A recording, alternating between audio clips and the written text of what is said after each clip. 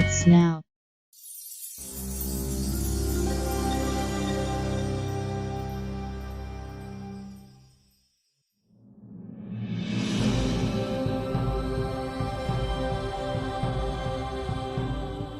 We've talked a lot about football in this podcast. New leagues, former leagues, leagues going belly up. There are two leagues that I've been checking out recently on YouTube, the American Football League and the Continental Football League. It's especially fun for football fans to watch games from the American Football League, featuring teams like the Buffalo Bills, Houston Oilers, Boston Patriots, Oakland Raiders, and Dallas Texans. There's even a great documentary series about the league and its eventual merger into the National Football League. Did you know that the Texans moved to Kansas City to become the Chiefs? Well, of course you did. They were the team to win the last championship of the American Football League, and a team that has become somewhat acquainted with championships in recent years. The AFL played through the 1960s before setting up as the AFC Conference in the NFL. Another league that played during the same period but today receives scant attention was the Continental Football League. The COFL operated from 1965, with its first season in 1966, wrapping up after the 1969 season. This one was interesting for a bunch of different reasons. Here's a league that extended up to Canada and down to Mexico. The inaugural season in '66 featured two divisions, Eastern and Western. Club cities included Brooklyn, Orlando, Richmond, and Hartford, and interestingly, Toronto and Montreal.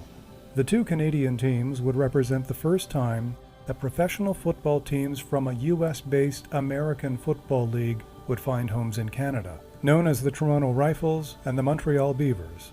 A third Canadian team, the Victoria Steelers, joined later and would last only one season. Also short-lived but history-making were the Mexico Golden Aztecs, a club that represented the first of its kind to play North American pro football out of Mexico. The COFL's final season featured 5 divisions, 2 of which were exclusive to Texas, an odd quirk due to mergers and affiliations with other small leagues. Notable for Canadian football fans, the Toronto Rifles played from 1964 to '67. They played one season at Maple Leaf Stadium, long since demolished, and the remainder of its franchise existence at the University of Toronto's Varsity Stadium, since rebuilt.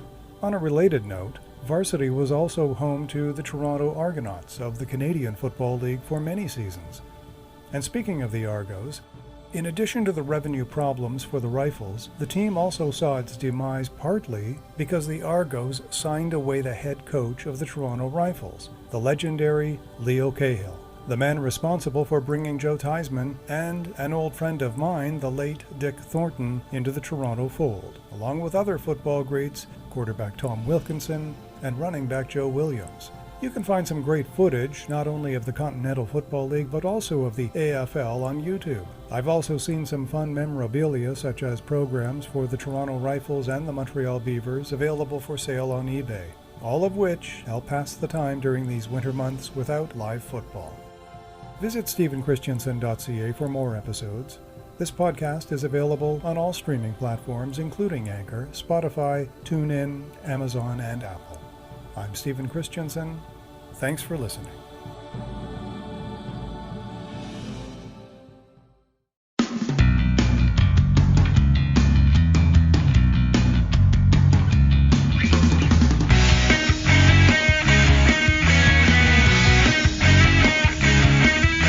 A production of Stephen Christiansen.